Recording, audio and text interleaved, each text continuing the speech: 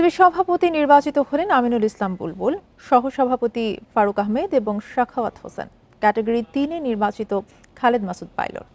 এবার বোর্ডে এসেছেন বেশ কিছু নতুন মুখ। রাজ্জাক, তানিমরা ক্রিকেট উন্নয়নে এক হয়ে কাজ করতে চান। বিতর্ক, বয়কট, কথার লড়াই, শঙ্কা, নাটকীয়তার পর বিসিবি নির্বাচন অনেকটাই নিরুত্তাপ।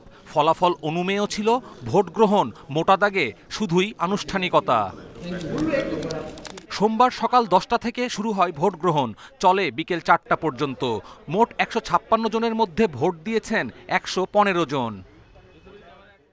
ঢাকা বিভাগে আনুষ্ঠানিকভাবে ভোট হলেও রোববার রেদওয়ান নির্বাচন থেকে সরে দাঁড়ান। এই বিভাগে বিনা প্রতিদ্বন্দ্বিতায় নির্বাচিত আমিনুল ইসলাম বুলবুল ও নাজমুল আবেদিন ফাহিম দুজনেই পেয়েছেন 15টি করে ভোট।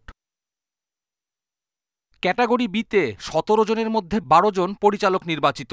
76 ভোটের মধ্যে সর্বোচ্চ 42 ভোট পেয়েছেন সাবেক সভাপতি ফারুক আহমেদ।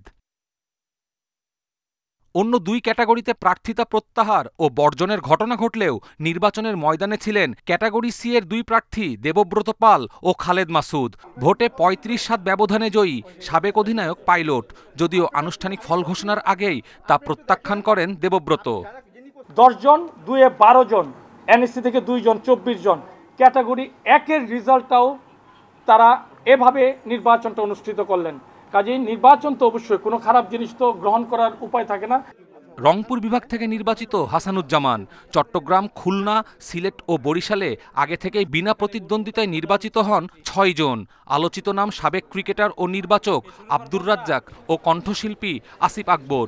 পরিচালক পদে এবার নতুন মুখের ছড়াছড়ি।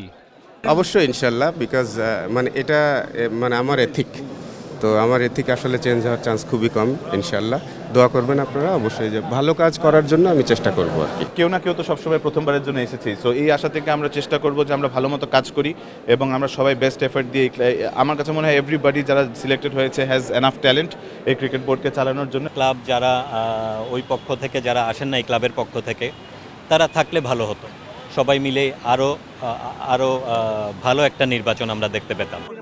জাতীয় ক্রীড়া পরিষদের মনোনীত পরিচালক ইসফাক আহসান ও ইয়াসির মোহাম্মদ দুজনই পেশায় ব্যবসায়ী। আমরা ক্রীড়া পরিষদ থেকে 2 জনের মনোনয়ন পেয়েছি, জনাব এম ইসহাক আহসান এবং জনাব ইয়াসির মোহাম্মদ ফয়সাল আশিক।